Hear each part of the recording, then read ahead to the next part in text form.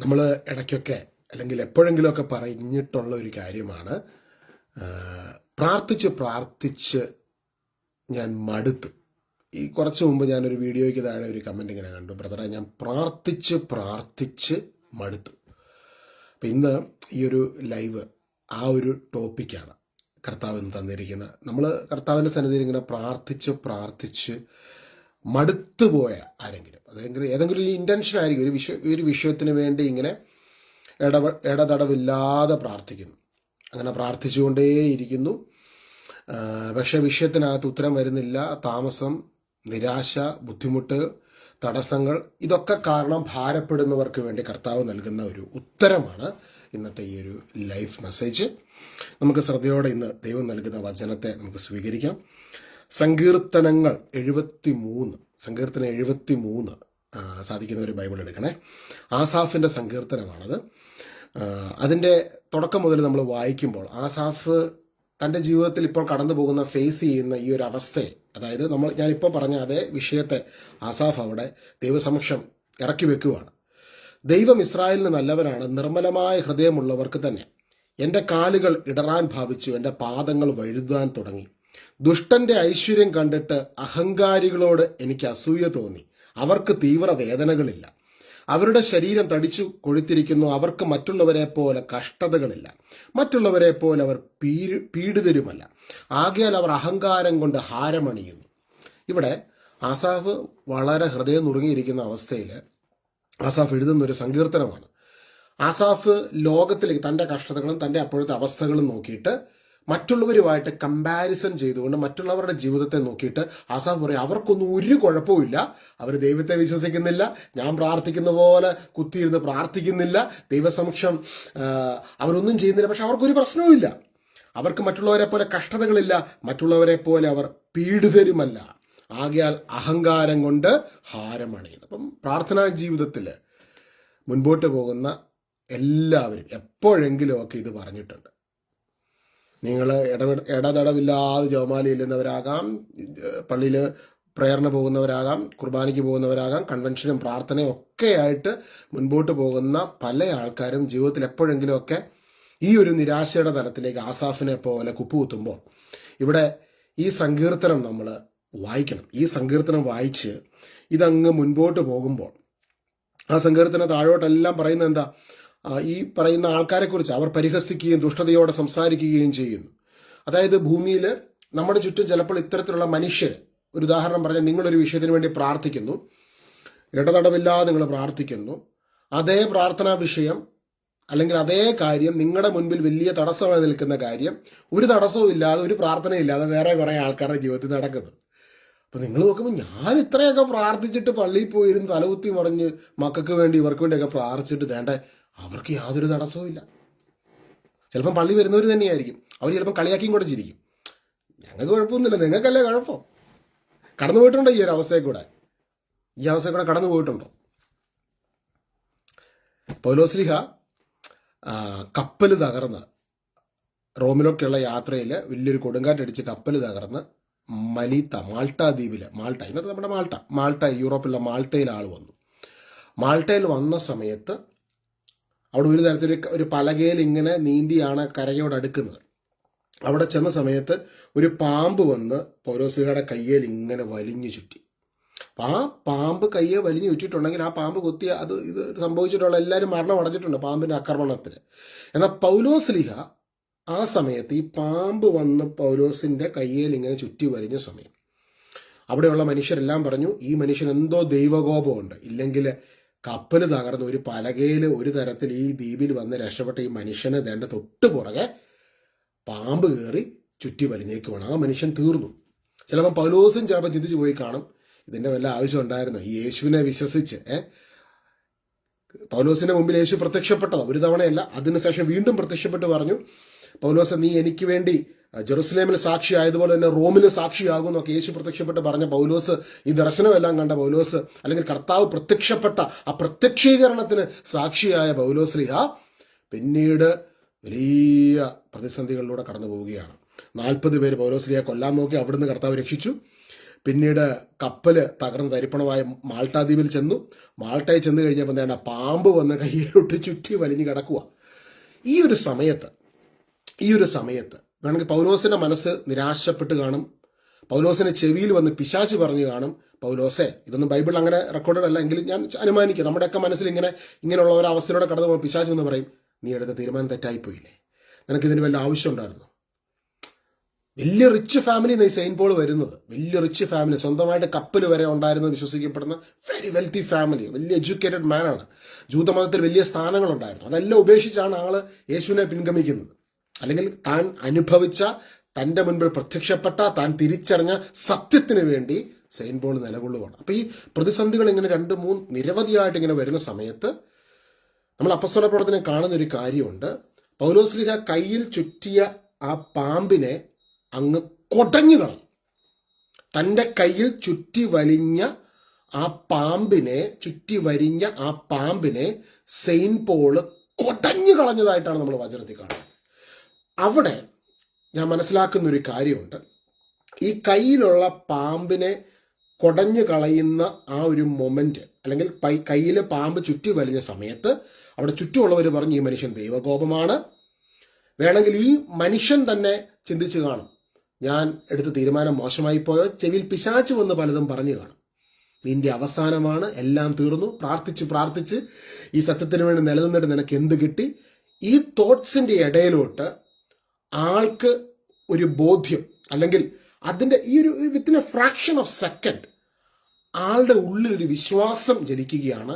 അത് മറ്റൊന്നിലുമല്ല, ഈ പറയുന്ന കൈ ചുറ്റി വലിഞ്ഞ പാമ്പ് തരുന്ന ഭയമോ, അവിടെയുള്ള മനുഷ്യർ പറയുന്ന വർത്തമാനമോ, സ്വന്തം ജീവിതത്തിൽ ഇന്ന് കടന്നു പോകുന്ന സഹനങ്ങളോ ഒന്നുമല്ല. ഇതിനൊക്കെ അപ്പുറമായിട്ടുള്ള റിയാലിറ്റി. എന്താണ് ആ റിയാലിറ്റി? ഹൂ ഐ ഹാവ്, എൻ്റെ കൂടെ ആരാ ഉള്ളത്, എൻ്റെ റൂമിൽ ആരാ എനിക്ക് വേണ്ടി പ്രത്യക്ഷപ്പെട്ടത്.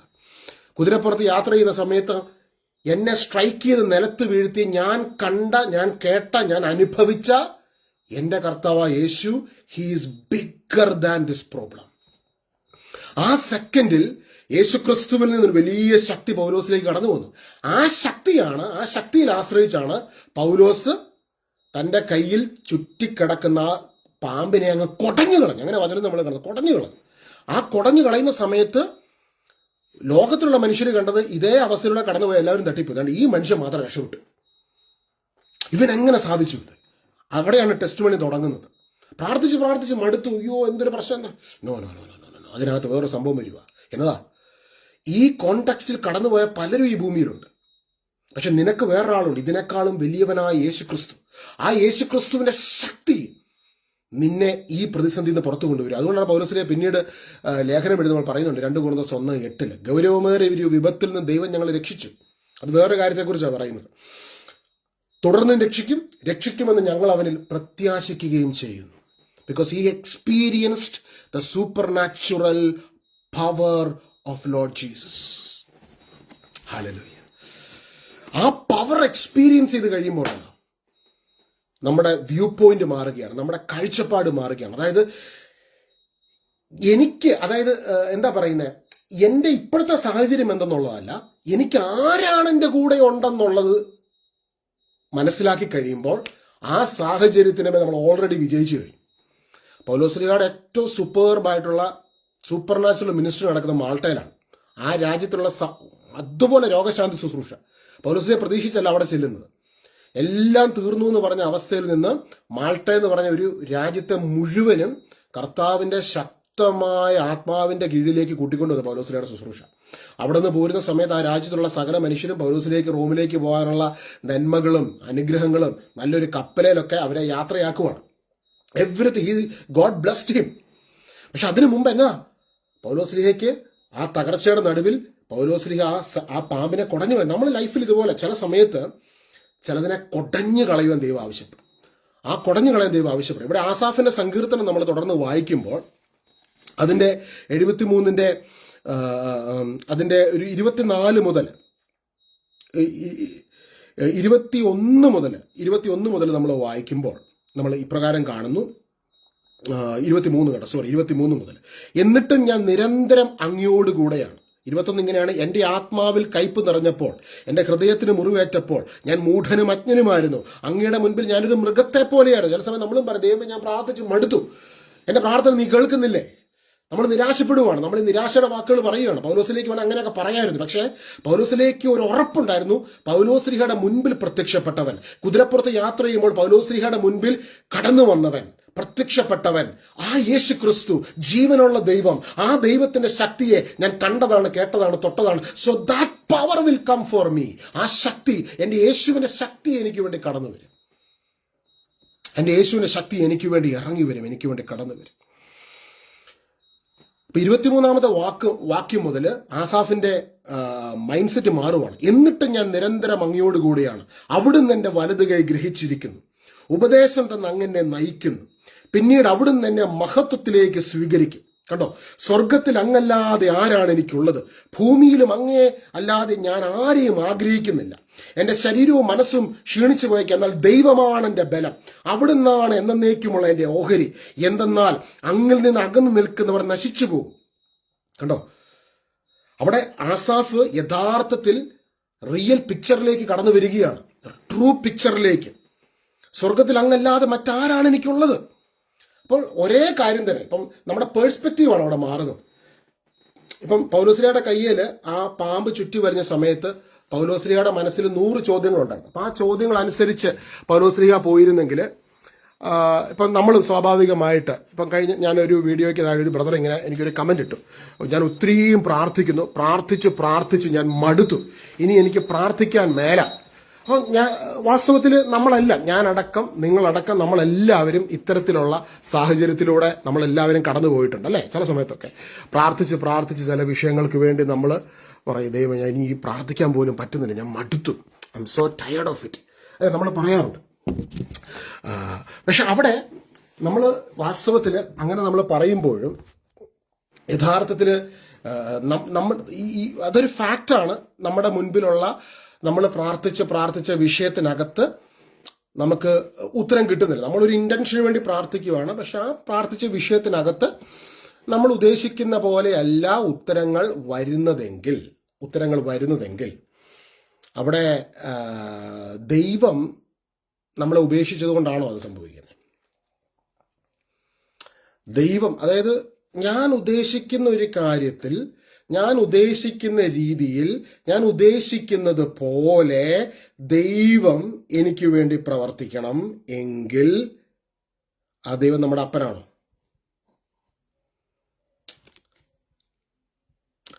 ഞാൻ ഉദ്ദേശിക്കുന്ന പോലെ ഇത് ഈ രീതിയിൽ തന്നെ നടക്കണം. അങ്ങനെ ഒരു ആറ്റിറ്റ്യൂഡിലേക്ക് നമ്മൾ ദൈവത്തെ കൊണ്ടുവന്നു കഴിഞ്ഞാൽ നമ്മുടെ സോള് ഡേഞ്ചർ പൊസിഷനിലാണ്.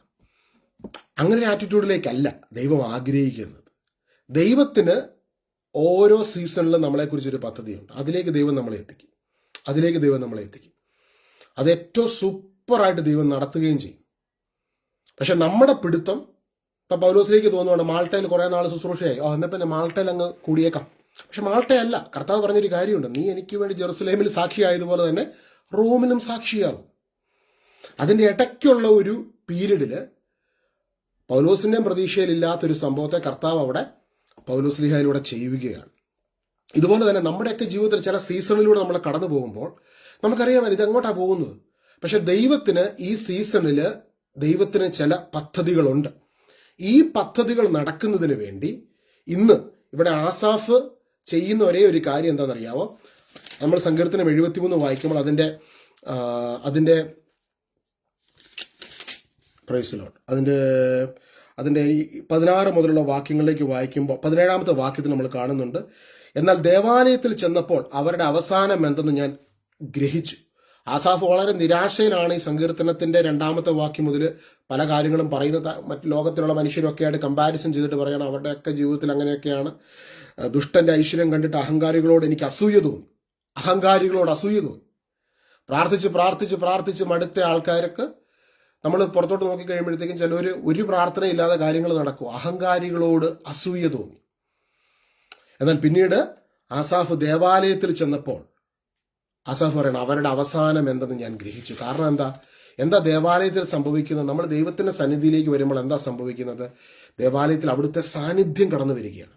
ആ സാന്നിധ്യം നമ്മുടെ ആത്മാവിൽ നിറയപ്പെടുമ്പോൾ നമ്മുടെ പേഴ്സ്പെക്റ്റീവിനെ ദൈവം മാറ്റുവാണ്. അപ്പം ദൈവം നമുക്ക് കാണിച്ചു തരികയാണ്, മറ്റവർ നിൽക്കുന്നത് 18-ാമത്തെ വാക്യം, അവർ നാശത്തിലേക്ക് വഴുതി വീഴുവാൻ അങ്ങ് ഇടയാക്കിയിരിക്കുന്നു. വഴുതി വീഴുന്ന ഒരു സാഹചര്യത്തിലാണ്, അതായത് ഇളകുന്ന ഒരു ലോകത്തിലാണ് അവരായിരിക്കുന്നത്.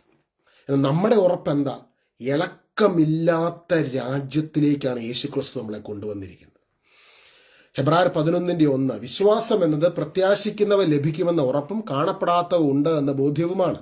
അപ്പോൾ ആ കാണപ്പെടാത്ത ലോകത്ത് നിന്നാണ് ഈ ദൃശ്യലോകം ഉണ്ടായേക്കുന്നത്. അപ്പൊ യേശുക്രിസ്തുവിൽ വിശ്വസിക്കുന്ന നമ്മുടെ ഏറ്റവും വലിയ ഉറപ്പ്, കാണപ്പെടാത്ത ആ ലോകം നമുക്ക് വേണ്ടിയുണ്ട്. ഹല്ലേലൂയ. കരങ്ങൾ ഉയർത്തി പറഞ്ഞു, യേശുവേ നന്ദി, യേശുവേ സ്തുതി, യേശുവേ സ്തോത്രം, യേശുവേ ആരാധന. ആ അദൃശ്യ ലോകത്ത് നിന്ന് ഈ ദൃശ്യലോകം സൃഷ്ടിക്കപ്പെട്ടതെങ്കിൽ ആ അദൃശ്യ ലോകത്തിന്റെ രാജാവായ യേശുവിന്റെ ശക്തിയെ നമ്മുടെ ജീവിതത്തിലേക്ക് സ്വാഗതം ചെയ്യുമ്പോൾ നമ്മുടെ ജീവിതത്തിൽ ഈ സീസണിൽ ദൈവം ഒരുക്കിയ നന്മകൾ, അനുഗ്രഹങ്ങൾ ഉടനടി നമ്മുടെ ലൈഫിൽ കടന്നു വരും. ഹല്ലേലൂയ. യേശുവേ ആരാധന. യോഹന്നാൻ സുവിശേഷം 6-ാം അധ്യായത്തില് ഈശോയുടെ ശിഷ്യന്മാര് കഫർനാമിലേക്ക് യാത്ര ചെയ്യുകയാണ്. കഫർനാമിലേക്ക് യാത്ര ചെയ്യുന്ന സമയത്ത് വലിയൊരു കൊടുങ്കാറ്റുണ്ടായി. കൊടുങ്കാറ്റുണ്ടായ സമയത്ത് തന്നെ വഞ്ചി ആടി ഒലഞ്ഞു. അവർക്ക് ഭയമുണ്ടായി. അയ്യോ, നമ്മൾ ചെന്നെത്തേണ്ട സ്ഥലത്ത് ചെന്നെത്തിപ്പെടുമോ എന്നുള്ള ചിന്തകളെല്ലാം അവരുടെ മനസ്സിൽ വന്നു. അത് യോഹന്നാൻ സുവിശേഷം 6-ാം അധ്യായം 16 മുതലുള്ള വാക്യങ്ങൾ. വൈകുന്നേരമായപ്പോൾ അവന്റെ ശിഷ്യന്മാർ കടൽക്കരയിലേക്ക് പോയി. അവർ ഒരു വള്ളത്തിൽ കയറി കടലിനക്കരെ കഫർനാമിലേക്ക് പുറപ്പെട്ടു. അപ്പോൾ നേരം ഇരുട്ടി തുടങ്ങി. യേശു അവരുടെ അടുക്കൽ എത്തിയിരുന്നുമില്ല. ശക്തിയേറിയ കാറ്റടിച്ചിരുന്നത് കൊണ്ട് കടൽ ക്ഷോഭിച്ചു. 25-30 സ്ഥാദിയോൺ ദൂരം തണ്ട് വലിച്ചു കഴിഞ്ഞപ്പോൾ യേശു കടലിന് മീതെ നടന്ന് വള്ളത്തെ സമീപിക്കുന്നത് കണ്ട് അവർ ഭയപ്പെട്ടു. അവൻ അവരോട് പറഞ്ഞു, ഞാനാണ്, ഭയപ്പെടേണ്ട. അവനെ വള്ളത്തിൽ കയറ്റാൻ അവർ ആഗ്രഹിച്ചു. പെട്ടെന്ന് വള്ളം അവർ ലക്ഷ്യം വെച്ചിരുന്ന കരയ്ക്കെടുത്തു. 20-30 സ്ഥാദിയോൺ ദൂരം എന്ന് പറയുന്നത് അവർ ഇറങ്ങിയ സ്ഥലത്തുനിന്ന് അധികം ദൂരം എന്നല്ല, എന്ത് മിഡിൽ ഓഫ് ദ സീ, അല്ലെങ്കിൽ അവരെത്തേണ്ട കഫർനാമിലോട്ടൊന്നും എത്തിയിട്ടില്ല. പക്ഷെ അവിടെ വലിയൊരു പ്രതിസന്ധി വരുവാണ്. ഒരു വലിയ കടൽക്ഷോഭം ഉണ്ടാകുന്നു. ശക്തിയേറിയ കാറ്റടിച്ചിരുന്നത് കൊണ്ട് കടൽ ക്ഷോഭിച്ചു. 25-30 സ്ഥാദിയോൺ ദൂരം തണ്ട് വലിച്ചു കഴിഞ്ഞപ്പോൾ യേശു, അവരാ പ്രതിസന്ധിയിലൂടെ കടന്നു പോകുന്ന സമയത്ത് യേശു കടലിന് മീതെ നടന്ന് വള്ളത്തെ സമീപിക്കുന്നത് കണ്ട് അവർ ഭയപ്പെട്ടു. കാരണം ഇതുവരെ കർത്താവ് അങ്ങനെ നടന്നു വരുന്നത് അവർ കണ്ടിട്ടില്ല. വെള്ളത്തിന് മുകളിലൂടെ നടന്നു വരുന്നത്. കർത്താവ് ആരും കാണിക്കാൻ വേണ്ടി ഒരു പ്രത്യേക അത്ഭുതം ചെയ്യത്തില്ല. ശിഷ്യന്മാർ ആ അവസരത്തിലൂടെ കടന്നു പോകുന്നതിന് യേശുവിന് അറിയാം. യേശു അവർക്ക് വേണ്ടി അവിടെ പ്രത്യേക നിലവാരത്തിൽ ഇടപെടുവാണ്. നമ്മുടെ പ്രശ്നം എന്താണോ ആ പ്രശ്നത്തിന്റെ ആ ലെവൽ അനുസരിച്ച് കർത്താവിന്റെ പ്രവൃത്തിയും വെളിപ്പെടുന്നത്. പ്രത്യേക രീതിയിലായിരിക്കും. ഇന്ന് വരെ കണ്ടിട്ടില്ലാത്ത രീതിയിൽ ദൈവം ഇടപെടും. ഇന്ന് വരെ നമ്മൾ ചിന്തിച്ചിട്ടില്ലാത്ത നിലവാരത്തിൽ ദൈവം നമുക്ക് വേണ്ടി പ്രവർത്തിക്കും. നമ്മൾ ചിന്തിക്കേണ്ട, ദൈവം ഇടപെട്ടോളൂ. അവർക്ക് അവരുടെ ബുദ്ധിക്ക് അതീതമായ കാര്യം. വെള്ളത്തിന് മുകളിലൂടെ ഒരാൾ നടന്നു വരുന്നു. അവർ പേടിച്ചുപോയി. യേശു കടലിന് മീതെ നടന്ന് വെള്ളത്തെ സമീപിക്കുന്നത് കണ്ട് അവർ ഭയപ്പെട്ടു. കണ്ടോ, ചില അത്ഭുതങ്ങൾ കാണുമ്പോൾ നമ്മൾ ഭയപ്പെടും. ചില ദൈവപ്രവർത്തികൾ യേശു ചെയ്യുന്നത് കാണുമ്പോൾ നമുക്ക് ഭയമുണ്ടാകും. കാരണം അതുപോലത്തെ ലെവലിലുള്ള ദൈവപ്രവർത്തികൾ അത് നമ്മളെ മാനസാന്തരത്തിലേക്ക് നയിക്കും. 5 അപ്പം കൊണ്ട് കർത്താവ് 10,000 പോഷിപ്പിച്ചു, അല്ലേ? രാത്രി മുഴുവൻ അധ്വാനിച്ചിട്ട് ഒന്നും ലഭിക്കാതിരുന്ന ശിമയോന്റെ വഞ്ചി മുഴുവൻ മത്സ്യങ്ങളെ കൊണ്ട് കർത്താവ് നിറച്ചു. ഇതെല്ലാം കണ്ടപ്പോൾ ആ ഒരു അത്ഭുതത്തിന്റെ വലിപ്പം കണ്ട് പത്രോസ് ശിമയോൻ മാനസാന്തരപ്പെടുമായിരുന്നു. ഇവിടെ നമ്മൾ കാണുകയാണ്, യേശു അവൻ അവരോട് പറഞ്ഞു, ഞാനാണ്, ഭയപ്പെടേണ്ട. അവനെ വള്ളത്തിൽ കയറ്റാൻ അവരാഗ്രഹിച്ചു. ഇന്ന് വിടുതൽ പെട്ടെന്ന് വേണമെങ്കിൽ, ഇന്ന് പ്രതിസന്ധിയിൽ നിന്ന് നമുക്ക് പുറത്തു വരണമെങ്കിൽ this is the key for that. പൗലോസിന്റെ കയ്യിൽ ഈ പാമ്പ് ചുറ്റി വലിഞ്ഞ സമയത്ത് നാട്ടുകാർ മുഴുവൻ പറഞ്ഞ് കപ്പൽ തകർന്ന് തരിപ്പണമാക്കി പലകയിൽ ഒരു തരത്തിൽ ഒഴുകി ഈ ദ്വീപിൽ വന്ന നിന്റെ ദേഹത്ത് ഈ പാമ്പ് ചുറ്റി വലിഞ്ഞെങ്കിൽ നിനക്ക് ദൈവകോപം ഉണ്ടായി കാണും. പൗലോസിന്റെ മനസ്സിൽ പലതും ചിന്തിച്ചു കാണും. അല്ലെങ്കിൽ പിശാച് പല ചിന്തകളും മനസ്സുകളിലൊക്കെ നമ്മളിങ്ങനെ ഓരോ പ്രശ്നത്തിലൂടെ കടന്നു പോകുന്ന സമയത്ത് പല ചിന്തകൾ നമ്മുടെ തോട്ട്സിൽ, നമ്മുടെ മൈൻഡിൽ പിശാച് കൊണ്ടിടുമ്പോൾ, കളകൾ വിതറുമ്പോൾ, ഇവിടെ സെയിന്റ് പോൾ ചെയ്ത കാര്യം എന്താ? കർത്താവിന്റെ ശക്തിയിൽ ആശ്രയിച്ച് ആ പാമ്പിനെ കുടഞ്ഞു കളഞ്ഞു. ഹല്ലേലൂയ. ഇവിടെ ശിഷ്യന്മാര് യേശുവിനെ വള്ളത്തിൽ കയറ്റുവാൻ അവരാഗ്രഹിച്ചു. അവർക്കൊരു ആഗ്രഹമുണ്ടായി, ആഗ്രഹിച്ചു. നിങ്ങൾ ആഗ്രഹിച്ചാൽ മതി. എത്ര വലിയ പ്രതിസന്ധികൾ ആഗ്രഹിക്കണം. യേശുവേ, I want you to be in this. എൻ്റെ ജോലി സ്ഥലത്തെ ഞാൻ കടന്നുപോയ വേദനകളിൽ, ഈ വിഷമങ്ങൾക്ക് നടുവിൽ എൻ്റെ യേശുവേ, അവിടുത്തെ ഞാൻ സ്വാഗതം ചെയ്യുന്നു. എൻ്റെ കുടുംബത്തിലെ ഈ ഒരു വിഷയത്തിന് നടുവിലേക്ക് യേശുവേ, ഞാൻ അങ്ങയെ സ്വാഗതം ചെയ്യുന്നു. ആഗ്രഹിക്കുകയാണ് കർത്താവ്. Just desire. ആഗ്രഹം ഉണ്ടായാൽ മതി. അവരാഗ്രഹിച്ചു. വെള്ളത്തിന് മുകളിലൂടെ നടന്നു വരുന്ന കർത്താവ് ഞങ്ങളുടെ വള്ളത്തിൽ കയറണം ആഗ്രഹിച്ചു. അങ്ങനെ കർത്താവ് വെള്ളത്തിൽ കൂടെ നടന്നങ്ങ് പോകായിരുന്നു. പക്ഷെ ഇവരാഗ്രഹിക്കുക. Jesus is the powerful, all powerful. But നമ്മുടെ ആഗ്രഹം, എൻ്റെ ഈ പ്രശ്നത്തിന് നടുവിലേക്ക് ഞാൻ ആഗ്രഹിക്കുന്നേ യേശു. വെറുതെ എവിടെയോ ഇരിക്കുന്ന ദൈവം എനിക്ക് വേണ്ടി പ്രവർത്തിക്കണം എന്നല്ല, ഇതിനകത്തേക്ക് നീ വരണം എൻ്റെ കർത്താവേ. ഈ വിഷയത്തിനകത്തേക്ക് നീ, എൻ്റെ ഈ ഒരു ഇതിനകത്തേക്ക് നീ വരണമെന്ന് ഞാൻ ആഗ്രഹിക്കുന്നു. പൗലോസ് കയ്യിലെ ഈ പാമ്പിനെ കുടഞ്ഞു കളഞ്ഞ സമയത്ത് അവിടെ നാട്ടുകാർ മുഴുവൻ പറഞ്ഞു, ഇതുവരെ പാമ്പ് കൈ ചുറ്റി വലിഞ്ഞ് എല്ലാവരും തട്ടിപ്പോയിട്ടുള്ളൂ, എല്ലാവരും മരിച്ചിട്ടേ ഉള്ളൂ. ഇതുപോലെ പ്രതിസന്ധിയിലൂടെ കടന്നു വന്ന് ഈ മനുഷ്യൻ ഇതിനെ കുടഞ്ഞു കളഞ്ഞ് അതിജീവിക്കണമെങ്കിൽ ഇയാൾ ദൈവത്തിൻ്റെ എന്തോ പ്രത്യേക നിയോഗമുള്ളൊരു അവതാരമാണെന്ന് പറഞ്ഞു. അപ്പം അദ്ദേഹം എന്താ ചെയ്തത്? പൗലോസ്ലീഹ ദൈവത്തിൻ്റെ അവതാരമെന്നൊന്നും പറഞ്ഞില്ല. പൗലോസ്ലീഹ പറഞ്ഞു, പൗലോസ്ലീഹ ആരെയാണ് വിശ്വസിക്കുന്നത്? യേശുവിനെ അവിടെ ഇൻട്രൊഡ്യൂസ് ചെയ്തു. ഈശോനെ അവിടെ ഇൻട്രൊഡ്യൂസ് ചെയ്തു. എന്നെ ആരാ ഇവിടെ കൊണ്ടുവന്നത്? എന്നെ ആരാ നയിക്കുന്നത്? എന്നെ നയിക്കുന്ന ശക്തിയെ, എൻ്റെ കർത്താവിനെ പൗലോസ്ലീഹ അവിടെ ഇൻട്രൊഡ്യൂസ് ചെയ്യുകയാണ്.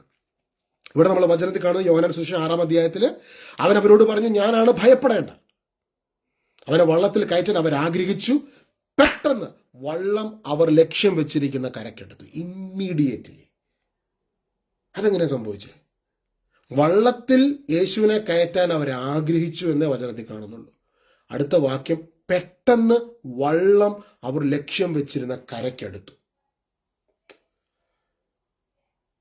ഇമ്മീഡിയറ്റ്ലി ആ വള്ളം, ഇതൊരു സൂപ്പർ നാച്ചുറൽ ഫിനോമിനനാണ്. ഇത് ബൈബിളിലെ ഓരോ വേർഡ് ബൈ വേർഡ് എടുക്കുമ്പോൾ കർത്താവ് ചെയ്ത അത്ഭുതങ്ങളും അതിഭയാനക വലിയ അത്ഭുതങ്ങളാണ്. അപ്പോൾ കർത്താവിനെ വള്ളത്തിൽ കയറ്റാൻ ആഗ്രഹിച്ചേ ഉള്ളൂ. പിന്നെ നമ്മൾ കാണുന്ന വള്ളം കവർനാമിലെത്തി. ഇത് ബൈബിളിൽ ഒരുപാട് സ്ഥലങ്ങളിൽ നമ്മൾ കാണുന്ന ഒരു അത്ഭുതമാണ്. കർത്താവ് ടൈമിനെ സ്പേസിനെയും ബ്രേക്ക് ചെയ്യും. നിങ്ങൾക്ക് മുൻപേ ഞാൻ ഗലീലയിലേക്ക് പോകും. ഗലീലയിൽ നിങ്ങൾ നടന്നോ എങ്ങനെയാണ് ചെല്ലുന്നതിന് മുമ്പ് ഞാൻ അവിടെ എത്തിയിരിക്കും. അതെങ്ങനെ എത്തുന്നത്? ഈ ബ്രേക്സ് ടൈം ആൻഡ് സ്പേസ്. പാദ്രോപ്പിയോയ്ക്ക് അങ്ങനെ ഒരു ബൈ ലൊക്കേഷൻ, ഒരേ സമയത്ത് 2 ലൊക്കേഷനിൽ പോകാനുള്ള ഗിഫ്റ്റ് ഉണ്ടായിരുന്നു. അതിന് ചില വിശുദ്ധർക്ക് അങ്ങനത്തെ ഗിഫ്റ്റ് ഉണ്ടായിട്ടുണ്ട്. ഇന്നും ലോകത്ത് അങ്ങനെയുള്ളവരുണ്ട്. അത് യൂട്യൂബിൽ ഓൺലൈനിൽ ആരും വിളിച്ച് പറയാറുള്ളത് ഇല്ലെന്നുള്ളവരുണ്ട്. പരിശുദ്ധാത്മാവിന്റെ അഭിഷേകത്തിൽ അങ്ങനെ ദൈവം നിയോഗിച്ച് അയക്കുന്ന ഒരുപാട് പേരുണ്ട്. അങ്ങനെ സാക്ഷ്യങ്ങളൊക്കെ ഞാൻ കേട്ടിട്ടുണ്ട്. Praise the Lord. അപ്പൊ ദൈവത്തിന്റെ മഹത്വം അവിടെ ഇറങ്ങുവാണ്. ഉടൻ തന്നെ ഇമ്മീഡിയറ്റ്ലി വള്ളത്തിൽ അവർ യേശുവിനെ കയറ്റാൻ ആഗ്രഹിച്ചപ്പോൾ തന്നെ വള്ളം അവർ ലക്ഷ്യം വെച്ചിരിക്കുന്ന കരക്കെടുത്തു എന്ന് വിശ്വസിക്കുക. ഇന്ന് നമ്മൾ കർത്താവിനെ ആഗ്രഹിക്കുമ്പോൾ, എൻ്റെ പ്രശ്നത്തിലേക്ക് എൻ്റെ യേശുവെ നീ വരണമേ നമ്മൾ ആഗ്രഹിക്കുമ്പോൾ നമ്മുടെ പ്രശ്നത്തെ കർത്താവ് സോൾവ് ചെയ്യും. നമ്മുടെ നിയോഗത്തിലേക്ക് കർത്താവ് നമ്മളെ എത്തിക്കുക. എത്ര വലിയ സ്ട്രോങ്ങസ്റ്റ് ആൾ എതിരെ നിന്നാലും അവരെ ഒതുക്കാൻ കർത്താവിനറിയാം. ആ കടലിനെ ഒതുക്കാൻ കർത്താവിനറിയാം. ആ പേമാരിനെ, ആ ഒരു കടൽക്ഷോഭത്തെ, ആ കാറ്റിനെ, അതിനെല്ലാം ബ്രേക്ക് ചെയ്ത് അവർ ലക്ഷ്യം വെച്ചിരുന്ന കരയ്ക്ക്, കഫർനാമിൽ അവരടുത്തു. അവർ യേശുവെ അങ്ങ് എൻ്റെ വള്ളത്തിലേക്ക് വരണമേ, ഈ വള്ളത്തിലോട്ട് കയറണമേ എന്ന് അവരാഗ്രഹിച്ചതേ ഉള്ളൂ. പിന്നെ അവർ കാണുന്ന അവർ കഫർനാമിൽ നിൽക്കുന്നതാണ്. Something has happened. യേശുവാണ് സമയത്തെ ക്രിയേറ്റ് ചെയ്തത്. യേശുവാണ് കാലത്തെ ക്രിയേറ്റ് ചെയ്തത്. യേശുവാണ് സ്പേസിനെ ക്രിയേറ്റ് ചെയ്തത്.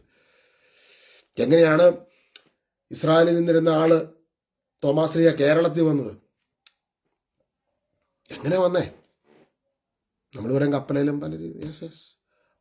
Power that took him. ഒരു പവറാണ് ആളെ കൊണ്ടുവന്നത്. നിങ്ങൾ പരിശുദ്ധാത്മാവ് നിങ്ങളുടെ മേൽ വന്നു കഴിയുമ്പോൾ നിങ്ങൾക്ക് ശക്തി ലഭിക്കും. ജെറുസലേമിലും സമരിയയിലും ജൂദയാലും ലോകത്തിന്റെ അതിർത്തികൾ വരെയും നിങ്ങൾ എനിക്ക് സാക്ഷികളാണ്.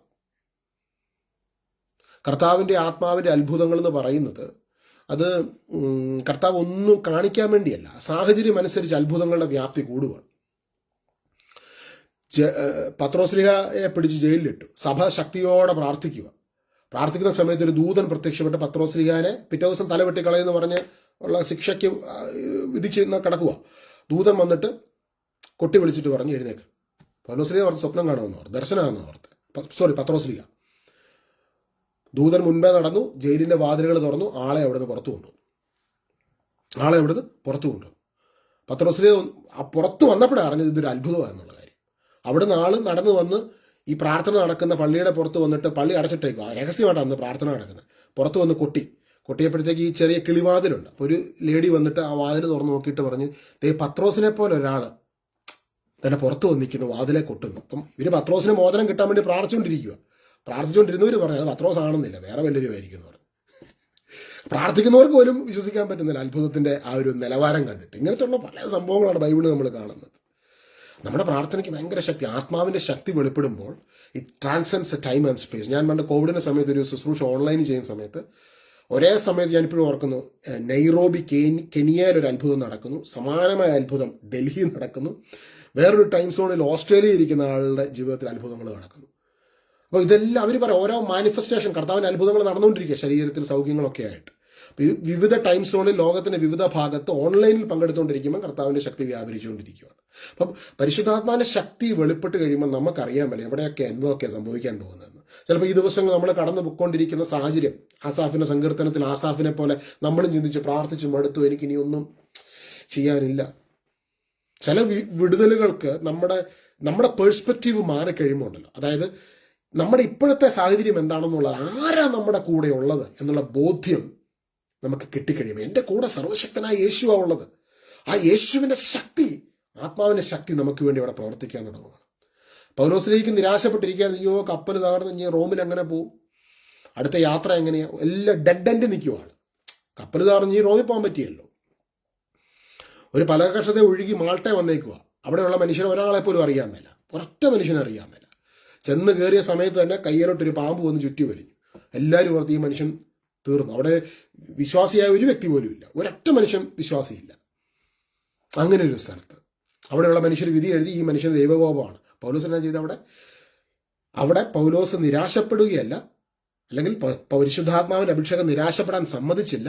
ആ സാഹചര്യത്തിൽ പൗലോസ്ലിഹ ആ പാമ്പിനെ കുടഞ്ഞു കളഞ്ഞു, പരിശുദ്ധാത്മാവിന്റെ ശക്തിയിൽ ആശ്രയിച്ചു. അവിടെ അപ്പോൾ മുതൽ ഒരു ട്രാൻസിഷൻ, ഒരു ട്രാൻസ്ഫോർമേഷൻ ഉണ്ടാവുകയാണ്. ട്രാൻസ്ഫോർമേഷൻ.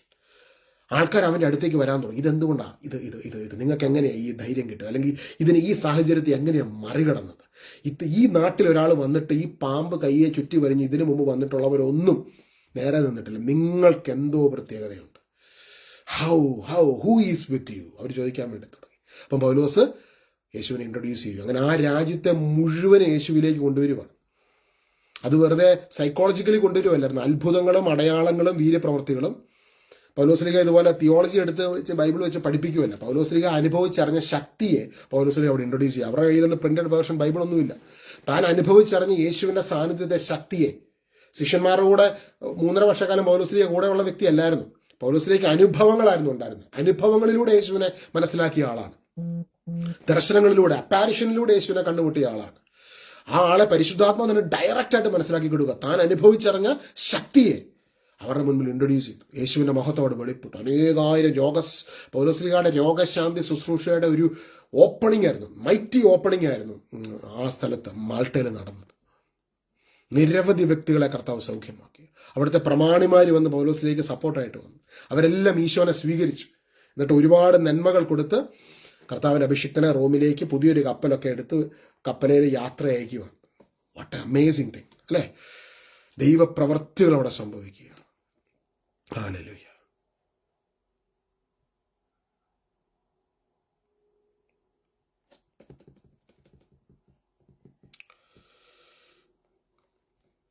നമ്മളതിൻ്റെ 22 മുതലുള്ള വാക്യങ്ങൾ വായിക്കുമ്പോൾ കാണുന്നുണ്ട്, അവിടെ ഒരു വള്ളം മാത്രമേ ഉണ്ടായിരുന്നുള്ളൂ എന്നും ശിഷ്യന്മാരോടുകൂടി യേശു അതിൽ കയറിയിരുന്നില്ല എന്നും ശിഷ്യന്മാർ തനിയാണ് പോയതെന്നും കടലിന്റെ മറുകര നിന്ന് ആളുകൾ പിറ്റേ ദിവസം മനസ്സിലാക്കി. ഈ ഒരു അത്ഭുതം നോക്കുമ്പോൾ അവിടെ ആൾക്കാർക്ക് മനസ്സിലാകുന്നില്ല, ഇതെന്താ ഇവിടെ സംഭവിക്കുന്നത്. യേശു വള്ളത്തിൽ കയറിയില്ല, ശിഷ്യന്മാർ തന്നെയാണ് പോയത്. വിശ്വാസിയുടെ ജീവിതത്തിൽ ചിലപ്പോൾ മറ്റുള്ളവർക്ക് ഒരു ക്ലൂവും കിട്ടത്തില്ല. ഇതെന്നതായി സംതിങ്, എന്താ അവർക്ക് പ്രാർത്ഥനക്കാരൻ്റെ ജീവിതത്തിൽ ഇത് സംതിങ് ഡിഫറെൻറ്റ്. അവരുടെ ലോകത്തിൻ്റെ രീതിയിലല്ല പോകുന്നത്, വേറെ ഡയറക്ഷനിലാണ് കർത്താവ് കൊണ്ടുപോയിക്കൊണ്ടിരിക്കുന്നത്. എല്ലാത്തിനകത്തും കർത്താവിൻ്റെ ഒരു കണ്ണുണ്ടെന്നുള്ള കാര്യം നമ്മൾ മനസ്സിലാക്കണം. രാത്രിയുടെ 4-ാം യാമത്തിൽ വേറൊരു സുവിശേഷഭാഗത്ത് നമ്മൾ കാണുന്നത്, രാത്രിയുടെ 4-ാം യാമത്തിലാണ് ശിഷ്യന്മാർ, അതായത് കുരാക്കുരു ഇരുട്ടുള്ളപ്പോഴാണ് ഈ കടൽക്ഷോഭം ഉണ്ടായിട്ട് ഇവർ നടുക്കടലിലാകുന്നത്. അപ്പം കർത്താവ് കടലിൻ്റെ മീതെ നടന്ന് ഇവരെവിടെയാണോ കുടുങ്ങി കിടക്കുന്ന ആ സ്ഥലത്തേക്ക് തന്നെ കർത്താവ് നടന്നു ചെല്ലുന്നത്. നമ്മളുടെ ലൈഫിൽ നമ്മൾ ഏത് സ്റ്റേജിലാണോ നിൽക്കുന്നത് ആ സ്റ്റേജിലേക്ക്, ആ സ്ഥലത്തേക്ക്, ആ ലൊക്കേഷനിലേക്ക് കർത്താവ് നമുക്ക് വേണ്ടി കടന്നു വരുവാണ്. ഇന്ന് ഈ വീഡിയോയിലൂടെ യേശു വരുവാണ്, നിങ്ങളുടെ അരികിലേക്ക് വരുവാണ്. അപ്പം ആഗ്രഹിച്ചാൽ മതി, യേശുവെ ഞാൻ ആഗ്രഹിക്കുന്നു എൻ്റെ വീട്ടിലോട്ട്, എൻ്റെ ജോലി സ്ഥലത്തോട്ട്, ഞാൻ കടന്നുപോയ വേദനകളിലേക്ക്, എനിക്കെതിരായി നിൽക്കുന്നവരെ അങ്ങ് സന്ദർശിക്കണം. അങ്ങേക്ക് സാവൂളിനെ പൗലോസാക്കാൻ പറ്റുമെങ്കിൽ എനിക്കെതിരെ നിൽക്കുന്നവരെ അങ്ങേക്ക് അനുകൂലമാക്കാൻ പറ്റും. അങ്ങേക്ക് സാഹചര്യങ്ങളെ തലകീഴായിട്ട് മറിക്കാൻ പറ്റും. അപ്പസ്വലന്മാരെ കുറിച്ച് അപ്പസ്വലപ്പെടുന്ന എഴുതിയിരിക്കുന്നത്, രാജാക്കന്മാർ അന്നത്തെ കാലത്തുള്ളവർ പറയുന്നത്, ലോകത്തെ തലകീഴ് മറിച്ചവന്മാർ ഇവിടെയും എത്തിയോ എന്നുള്ളത്. ലോകത്തെ എങ്ങനെ ഈ മുക്കുവന്മാർ തലകീഴ് മറിച്ചത്? അവരുടെ കഴിവ് കൊണ്ടോ അവരുടെ ബുദ്ധിവൈഭവം കൊണ്ടോ പഠനം കൊണ്ടാണോ? അല്ല. They were totally depending on the power of the Holy Spirit, and the Holy Spirit changed, transform the world through them. അവരിലൂടെ ഹോളി സ്പിരിറ്റ് ആണ് വേൾഡിനെ അപ്സൈഡ് ഡൗൺ ആക്കിയത്. The turn the world upside down, തലകീഴാക്കി മറിച്ചു. പരിശുദ്ധാത്മാവിന്റെ ശക്തി. അപ്പൊ പരിശുദ്ധാത്മാവിന്റെ ശക്തിയുടെ ആ തലം തുറക്കപ്പെടുക. ഭയത്തിന്റെ തലമുണ്ട്, മനസ്സിന്റെ തലമുണ്ട്, ലോകത്തിന്റെ തലമുണ്ട്, പരിശുദ്ധാത്മാവിന്റെ ശക്തിയുടെ തലമുണ്ട്. നമ്മളെ പൗലോസ്ലിയുടെ കയ്യിൽ പാമ്പ് ചുറ്റി വരുന്ന സമയത്ത് പൗലോസിലേക്ക് സ്വാഭാവികമായിട്ട് ഭയം വരാമായിരുന്നു. ലോകത്തിലുള്ള മനുഷ്യർ പലതും പറഞ്ഞു, ദൈവകോപമാണ്, ശിക്ഷയാണ്, അതാണ് ഇതാണെന്ന് പറഞ്ഞു. മനസ്സ് പലതും പറഞ്ഞു കാണും, പിശാച് പലതും പറഞ്ഞു കാണും. പക്ഷെ അവിടെ പൗലോസിനെ ഡിപ്പെൻഡ് ചെയ്തത് പരിശുദ്ധാത്മാവേ, യേശുവേ, ത്രിയേക ദൈവമേ, നിന്റെ ശക്തിയിൽ ഞാൻ ഈ മൊമെന്റിൽ ആശ്രയിക്കും. ഈ സാഹചര്യത്തിനപ്പുറമായിട്ട് ഞാനൊരു റിയാലിറ്റിയെ കണ്ടതാണ്. എൻ്റെ ജീവിതത്തെ മാറ്റിമറിച്ച റിയാലിറ്റിയാണ് എൻ്റെ വിശ്വാസത്തിൻ്റെ അടിസ്ഥാനം. എൻ്റെ മുൻപ് പ്രത്യക്ഷപ്പെട്ടവൻ എന്നോട് പറഞ്ഞു, നീ ജെറുസലേമിൽ എനിക്ക് സാക്ഷിയായതുപോലെ തന്നെ റോമിലും നീ എനിക്ക് സാക്ഷിയാക്കും. ഞാൻ ആ വചനത്തിൽ വിശ്വസിക്കുന്നു. ഞാൻ എൻ്റെ യേശു നൽകിയ വചനത്തിൽ വിശ്വസിക്കുന്നു. ആരൊക്കെ യേശുവിൻ്റെ വചനത്തിൽ ഉറപ്പോടെ വിശ്വസിക്കുന്നുണ്ടോ, the power of the Holy Spirit will come upon us. No matter what, ഏത് വിഷയത്തിനകത്തുനിന്നും ഈ ശക്തിക്ക് നമ്മളെ പുറത്തു കൊണ്ടുവരാൻ പറ്റും. അടഞ്ഞു കിടക്കുന്ന ഒരു കാരാഗൃഹത്തിൽ നിന്ന് ശിമയോനെ ഈ ശക്തി പുറത്തു കൊണ്ടുവന്നെങ്കിൽ ഇന്ന് ഈ മെസ്സേജ് കേട്ടോണ്ടിരിക്കുമ്പോൾ ആഗ്രഹിക്കുക, യേശുവേ, ഇന്ന് ഞാൻ പറയുന്ന ഈ കാര്യത്തെക്കാളും നമുക്ക് കോമൺ ആയിട്ട് യേശുവിൻ്റെ വലിപ്പത്തെയും ആ ശക്തിയെ തിരിച്ചറിഞ്ഞുകൊണ്ട് നമുക്ക് ആഗ്രഹിക്കാം. ഇത് അനീഷ് എന്ന വ്യക്തി ഇത് പറയുന്നത് കൊണ്ടല്ല, നിങ്ങൾ കാണേണ്ട ഒരേ ഒരു പിക്ചർ ഈ മെസ്സേജിൽ യേശുവിൻ്റെ വലിപ്പത്തെ കാണുക. ആസാഫ് സങ്കീർത്തനം എഴുതുമ്പോൾ തുടങ്ങുന്ന നിരാശയിലാണ്. പക്ഷെ പിന്നീട് ദേവാലയത്തിൽ പ്രാർത്ഥിക്കുവാൻ കടന്നുപോയപ്പോൾ ആസാഫിന്റെ പേഴ്സ്പെക്റ്റീവ് മാറി. എനിക്ക് ആരാ ഉള്ളത് എൻ്റെ കൂടെ? സർവശക്തനായ ദൈവമാണ് എനിക്ക് കരുത്ത് നൽകുന്നത്, എന്നെ ഇത്രയും നാളും പിടിച്ചു നിർത്തിയത്. ആ ദൈവം എനിക്കുള്ളപ്പോൾ ബാക്കിയെല്ലാം സബ്സ്റ്റിറ്റ്യൂട്ടാ. ഏറ്റവും വലിയ സംഭവം എൻ്റെ കൂടെയുണ്ട്. ഏറ്റവും ബിഗ്ഗർ എനിക്ക് കിട്ടിയേക്കുന്നത് ഏറ്റവും വലിയ നിധിയാണ് ആ ദൈവം. Who I have, what I ഹാവിൽ നിന്ന് ഹൂ ഐ ഹാവ്, എനിക്ക് എന്താ ഉള്ളതിൽ നിന്ന് ആരാണ് എനിക്കുള്ളത്. കണ്ടോ, കളം മാറി. എനിക്ക് എന്താ ഉള്ളത് നിനക്ക് അതില്ല ഇതില്ല എന്നൊക്കെ പറഞ്ഞ് പിശാച് മൈൻഡിൽ കമ്പാരിസൺ ഇട്ടിട്ട് നിരാശപ്പെടുത്തുമ്പോൾ പരിശുദ്ധാത്മാവിന്റെ ശക്തി നിന്നോട് പറയുകയാണ്, നിനക്കാരാ ഉള്ളതെന്ന് തിരിച്ചറിയുക. 5 അപ്പം കൊണ്ട് 10,000 പോഷിപ്പിച്ചവൻ, വെള്ളത്തിന് മുകളിലൂടെ നടന്നവൻ, മരണത്തെ തോൽപ്പിച്ച് ഉദ്ധാനം ചെയ്ത് ഇന്നും ജീവിക്കുന്നവൻ, നിനക്കാരാ ഉള്ളേ? ആരാ ഉള്ളതെന്നുള്ളത് തിരിച്ചറിഞ്ഞ് നീ പ്രാർത്ഥിക്കാൻ തുടങ്ങുമ്പോൾ അവിടെ മുതൽ പരിശുദ്ധാത്മാവിൻ്റെ ഒരു ചരിത്രം നിന്റെ ജീവിതത്തിൽ തുടങ്ങുകയാണ്. പരിശുദ്ധാത്മാവ് ഓപ്പൺ ചെയ്യുന്ന ചില തലങ്ങൾ തുടങ്ങും. അത് പിശാചിന് അറിയാൻ മേല. പിശാചിന് അവൻ്റെ ഫ്രെയിമിന് 1000 മടങ്ങ് മുകളിലാണ്. കാരണം he was A created being. പിശാച് ആരാ? ലൂസിഫർ ആരാ? ക്രിയേറ്റഡ് ബീയിങ് ആണ്. ദൈവത്താൽ ക്രിയേറ്റ് ചെയ്തെന്നാൽ ദൈവത്തിൽ നിന്ന് അകന്നു പോയൊരു ബീയിങ് ആണ്. പരിശുദ്ധാത്മാവിന്റെ ശക്തി നമ്മുടെ മുമ്പിൽ തുറന്നു കഴിയുമ്പോൾ ഉണ്ടല്ലോ, അവിടെ നടക്കുന്ന സംഭവങ്ങൾ ആർക്കും അറിയാൻ പറ്റില്ല. അത് ദൈവമാണ് ചെയ്യുന്നത്. ഇവിടെ നമ്മൾ കാണുകയാണ്, യേശുവിനെ വള്ളത്തിൽ കയറ്റുവാൻ അവർ ആഗ്രഹിച്ചു. യോഹന്നാൻ സുവിശേഷം 6:21 പെട്ടെന്ന് വള്ളം അവർ ലക്ഷ്യം വെച്ചിരുന്ന കരയ്ക്കടുത്തു. ഇന്ന് ഈ message it might be for a one person, ഒരാൾക്ക് വേണ്ടിയായിരിക്കും ചിലപ്പോൾ ഈ മെസ്സേജ് ഷെയർ ചെയ്യുന്നത്, പ്രാർത്ഥിച്ച് മടുത്താർക്ക് വേണ്ടി. സങ്കീർത്തനം 73, യോഹന്നാൻ സുവിശേഷം 6 അപ്പോസ്തല പ്രവർത്തനങ്ങളിലൂടെ നമ്മൾ യാത്ര ചെയ്യുകയാണ്.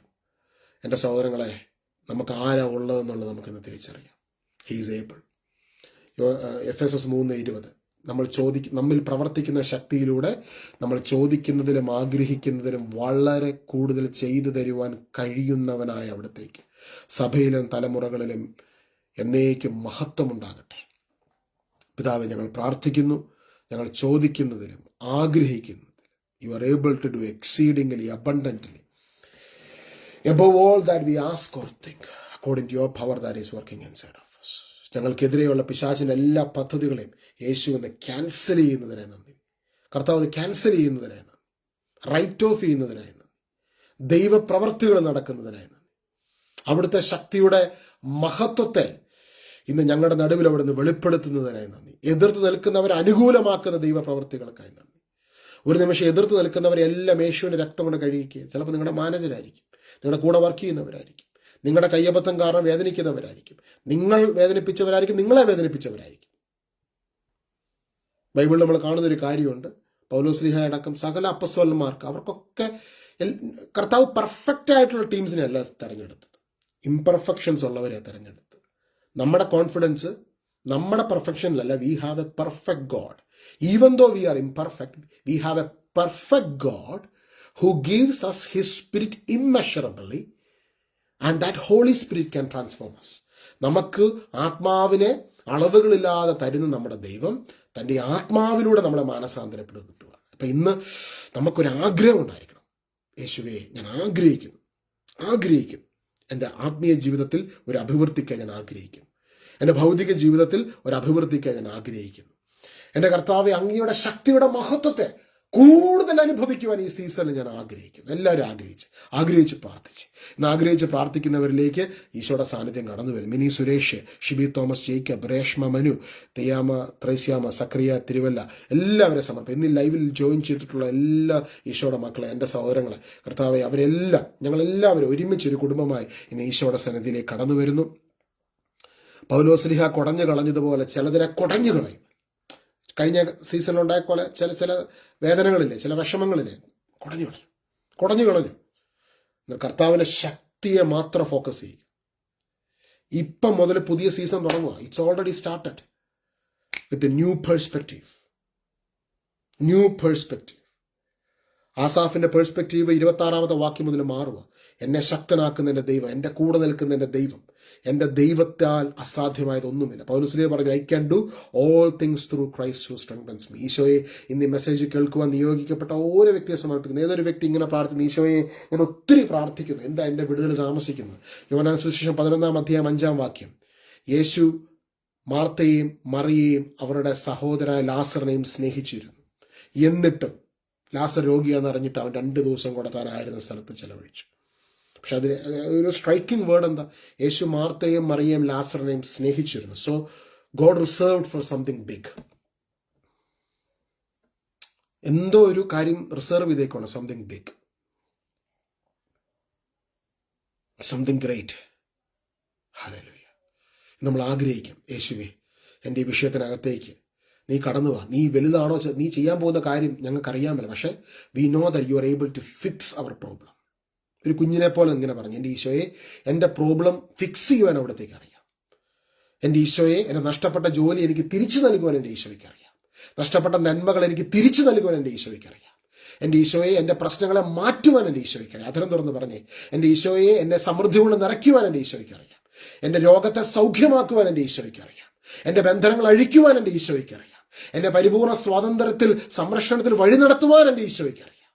എൻ്റെ ഈശോയെ, അങ്ങേ ഞാൻ എൻ്റെ ജീവിതത്തിലെ എല്ലാ മേഖലകളിലേക്കും ഞാൻ സ്വാഗതം ചെയ്യുന്നു. ഈ സമയത്ത് ഈ പറയപ്പെട്ട സകല വിഷയങ്ങളിലേക്കും ഈശോയുടെ പ്രവൃത്തി നടന്നു കഴിഞ്ഞിരിക്കുന്നു. ആമേൻ. അനുഗ്രഹിച്ച് പ്രാർത്ഥിക്കുന്നു ഓരോ ദൈവമക്കളെ. എല്ലാ പ്രാർത്ഥനാ വിഷയങ്ങളെ സമർപ്പിക്കുന്നു. സക്രിയ തിരുവല്ല അടക്കം എല്ലാ ദൈവമക്കളും, അദ്ദേഹം ഒരു പ്രയർ റിക്വസ്റ്റ് പോസ്റ്റ് ചെയ്തിട്ടുണ്ട്. പ്രത്യേകം പ്രാർത്ഥിക്കുന്നു ഈശോയുടെ നാമത്തിൽ. കർത്താവിനെ കരുണ വെളിപ്പെടുന്നതിനായി നന്ദി പറയുന്നു.